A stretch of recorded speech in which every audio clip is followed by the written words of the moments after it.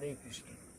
তো আমরা জানবো আজকের যে শ্রোতা কয় প্রকার।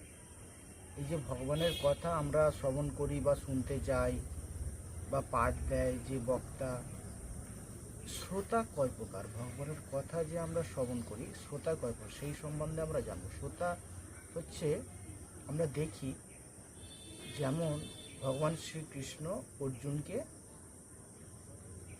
গীতার জ্ঞান দান করেছিলেন। তো ভগবান হচ্ছেন বক্তা আর অর্জুন হচ্ছেন শ্রোতা। আর একটা দেখি কি, যেমন পরীক্ষিত মহারাজ, তিনি হচ্ছেন যথার্থ শ্রোতা, সুখদেব গোস্বামী যথার্থ বক্তা। তাহলে এই হচ্ছে শ্রোতা এবং বক্তা। আর দেখতে পাই যে আমরা নৈমিষারণ্যে সৌনকাদি ঋষিরা শ্রোতা ছিলেন, আর সেখানে বক্তা ছিলেন সুত গোস্বামী। তো এরকম আমরা